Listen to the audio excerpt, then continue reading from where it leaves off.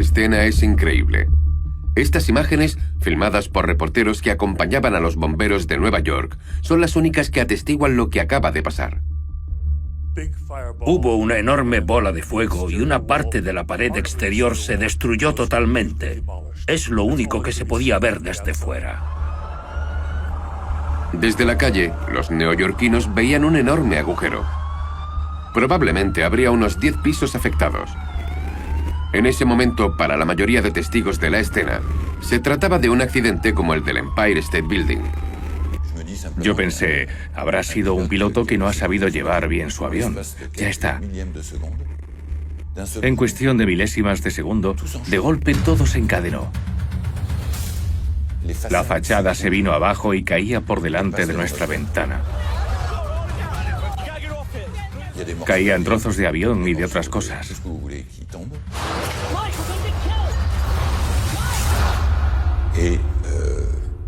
Y después del choque, y ese ruido terrible, el edificio empezó a moverse, pero muy violentamente.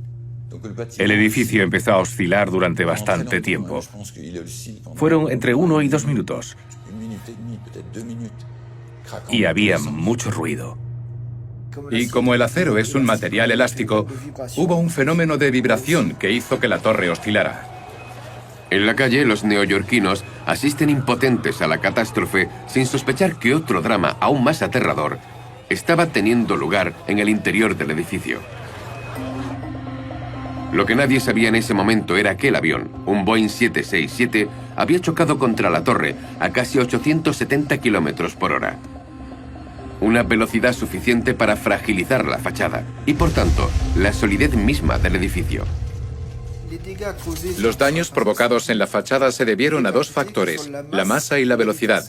Eso crea energía cinética y es lo que rompe el acero. Las alas golpearon la fachada exterior, compuesta por columnas, y comenzaron a partirse en 1000 trozos.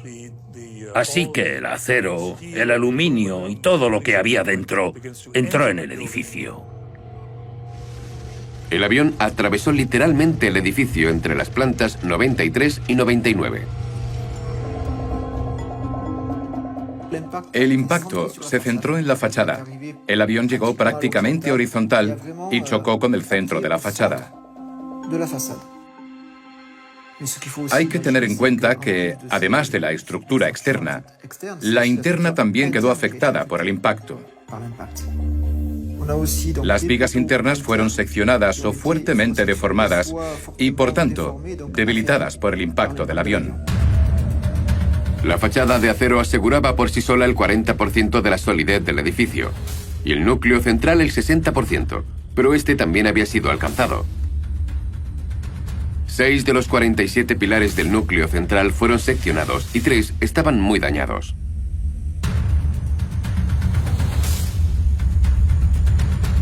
Bruno Delanchet no era consciente de los riesgos ligados a la propia estructura del World Trade Center. No sabía que su oficina, situada 47 pisos por debajo, estaba directamente amenazada. Yo pensé, bueno, no pasa nada. Seguramente nos prohibirán el acceso a la oficina, pero en 15 días volveremos a coger lo que necesitemos. Cogí mi portátil, lo metí en un cajón y lo cerré con llave pensando, ya volveré. Y me fui. Estas fotos son las pocas imágenes que atestiguan lo que pasó en las escaleras aquel día. 17 minutos después del primer impacto, Bruno Delanchet seguía intentando llegar a la salida por las escaleras cuando todo cambió.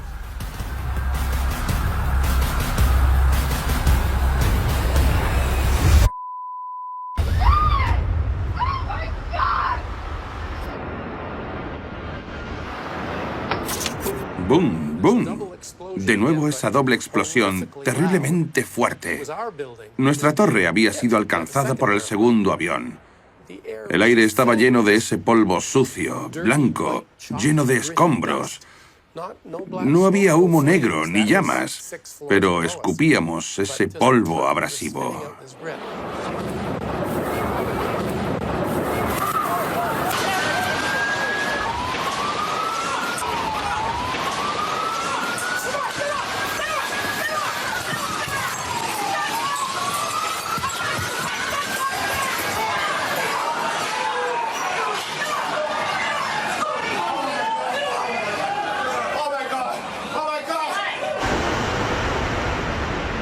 La colisión se produjo entre los pisos 77 y 85. El drama tuvo lugar más abajo que en la primera torre, pero además el avión no chocó contra el edificio de la misma forma.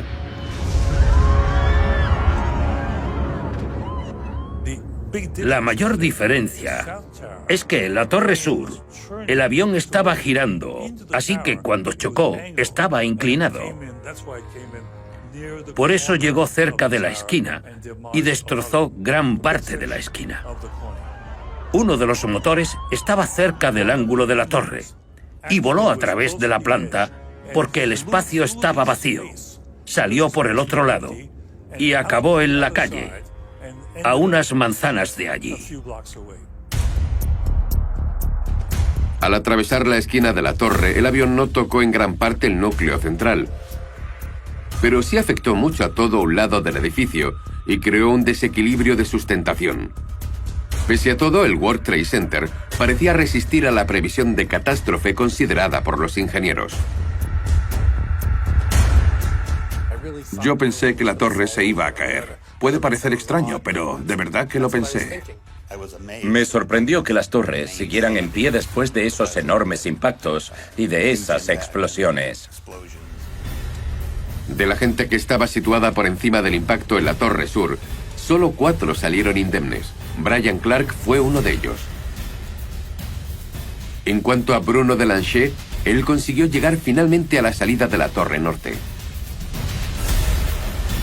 Pero había mucha gente atrapada, y lo que ocurriría después sería fatal.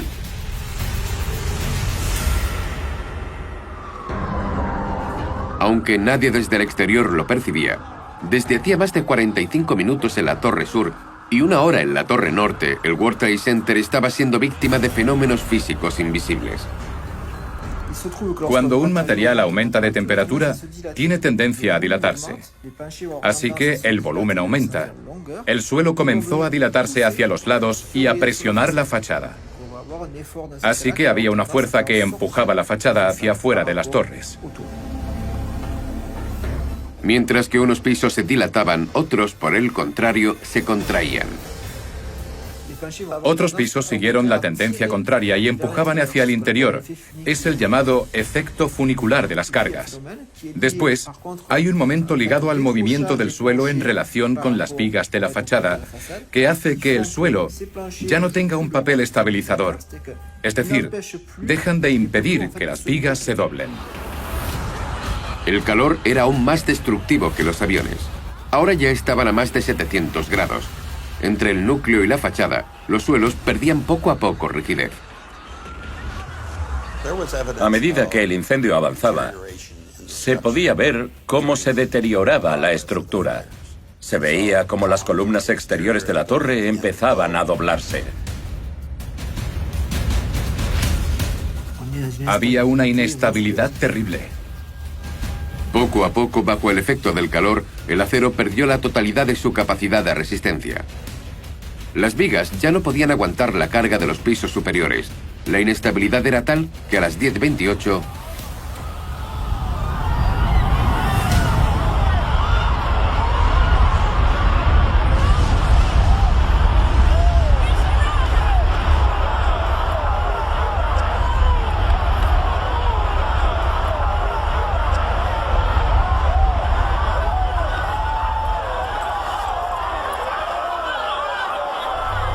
La cima se movió un poco y después... ¡Boom, boom, boom! Planta tras planta. Y en 8 o 10 segundos todo se derrumbó, haciendo un ruido tremendo. Era incomprensible. No tenía ningún sentido. En ese momento, empezaron a ceder varias columnas. Las que estaban en la esquina de la torre. Y de golpe, la torre empezó a doblarse por esa esquina y el resto del edificio empezó a hundirse porque los pisos caían unos encima de los otros, como en un derrumbe en cascada. El derrumbe fue casi como un castillo de naipes.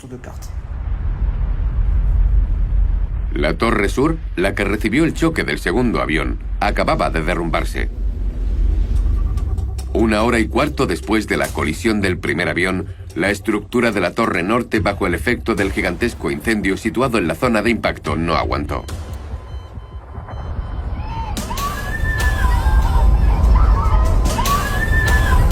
De repente, las 15 últimas plantas se derrumbaron en bloque sobre el resto del edificio. Finalmente, la estructura empezó a perder la capacidad de carga para mantener la torre en pie. Es algo que supera el entendimiento. Medio kilómetro de edificio se derrumba en segundos sin que puedas entender qué ha pasado.